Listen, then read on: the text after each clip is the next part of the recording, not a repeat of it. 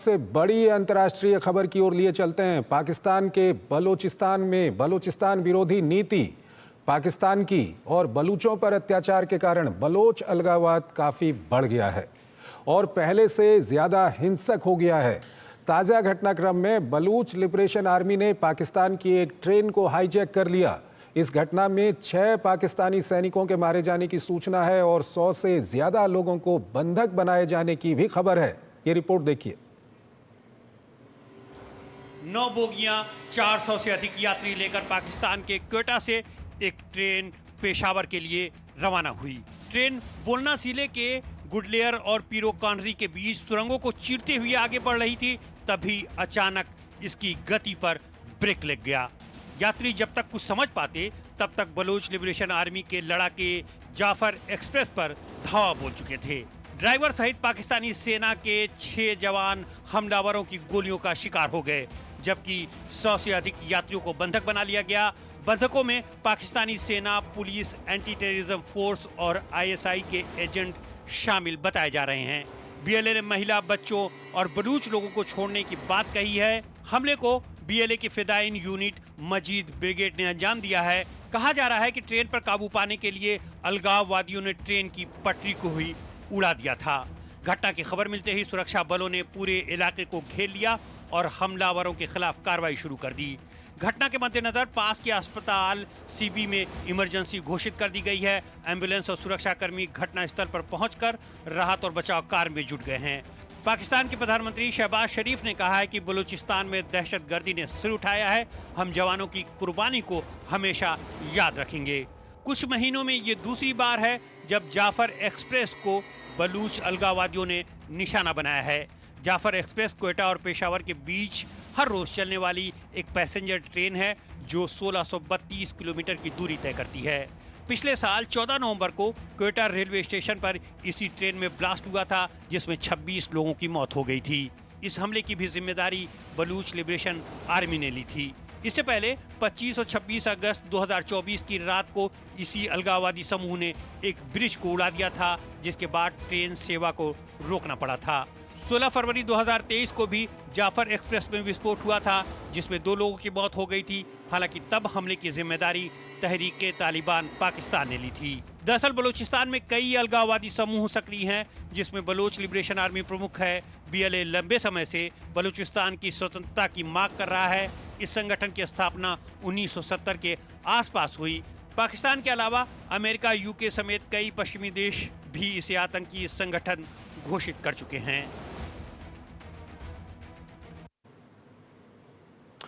और इस खबर पर ज्यादा बात करने के लिए हमारे साथ जुड़ रहे हैं retired lieutenant general Sanjay Kulkarni.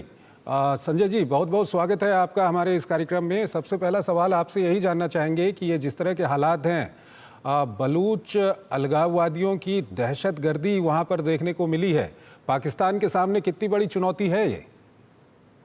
बहुत बहुत धन्यवाद। मैं कहूँगा ये बहुत ही दुखद घटना है और बहुत जबरदस्त चुनौती है, इसमें कोई शक नहीं कि लगातार बलूच लिबरेशन आर्मी जो है पाकिस्तान सिक्योरिटी फोर्सेस पे हमला कर रही है। और हमले का खास कारण यही है कि वो समझते हैं कि कई सालों से लगातार जिस प्रकार से उनके साथ मैं कहूँगा जिस प्रकार से डिस्क्रिमिनेशन हो रहा है, इसलिए वो सेसेशनिस्ट जो टेंडेंसीज हैं वो बढ़ती हैं। उनको लगता है कि बलूच उनकी ओर कोई देख नहीं रहा, उनके साथ भेदभाव हो रहा है, सिर्फ पंजाबी जो हैं वो मौज कर रहे हैं। और इतना ही नहीं, अब उन्होंने चीनियों को भी ला करके वहां दे दिया है। चीनी वहां से सारे के सारे रिसोर्सेज लेकर के जा रहे हैं। जो मछली पकड़ते थे उनके ऊपर पाबंदी लग रही है। जहां पे जो उन्होंने अपने मोबाइल के टावर्स लगा रखे हैं उनके ऊपर भी बलूचियों को शक होता है कि उनके द्वारा उनके ऊपर निगरानी रखी जाती है, उनकी बातों के ऊपर मतलब सर्वेलेंस किया जाए। तो ये सब जो बातें हैं लगातार बलूचों के लग रहा है कि उनके साथ बेइंसाफी हो रही है।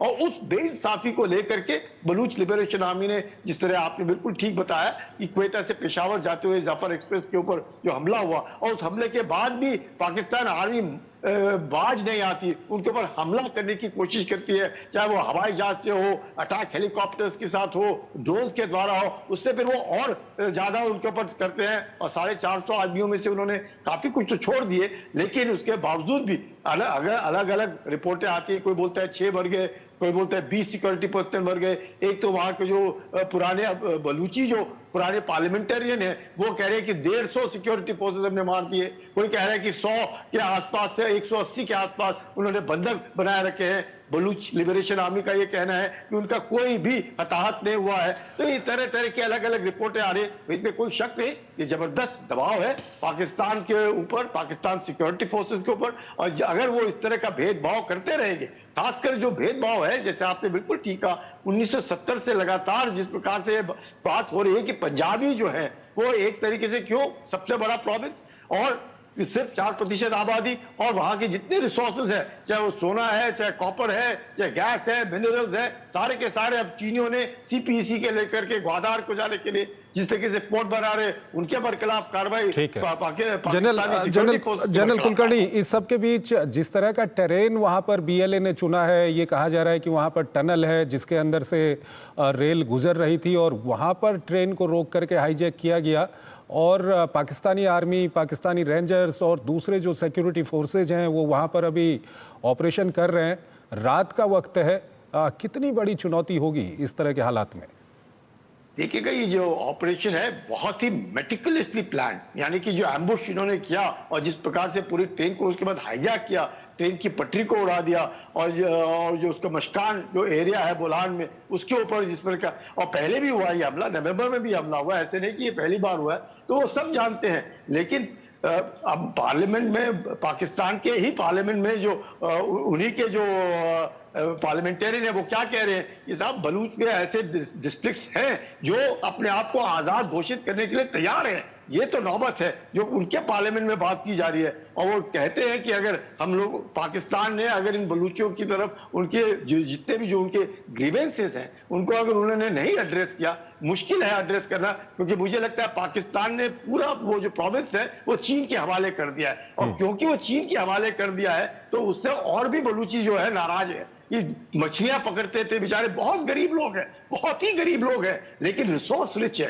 और रिसोर्स रिच और गरीबी वो उनसे देखी नहीं जाती। और पंजाब जो है वो लगातार अमीर होता जा रहा है, वहां पे खाने पीने को मिल रहा है, वहां पे बिजली, पानी है, बिजली नहीं है, खाने को कुछ भी नहीं, सूखा पड़ा रहता है या बाढ़ आ जाती, मतलब जो हालात बलूचिस्तान में है वो देखे नहीं जाते। यही कारण है कि बलूचिस्तान लिबरेशन आर्मी, बाकी जो उनके फ्रिंज एलिमेंट्स हैं वो लगातार सिक्योरिटी फोर्सेस पाकिस्तान पे हमला करते रहते हैं, और चीनियों के बरखिलाफ भी हमला करते हैं, पाकिस्तान सिक्योरिटी फोर्सेस के ऊपर भी हमला करते हैं, यही दिखाने के लिए कि वो जो है वो नाराज है और वो अपने आप को पाकिस्तान से अलग करना चाहते हैं।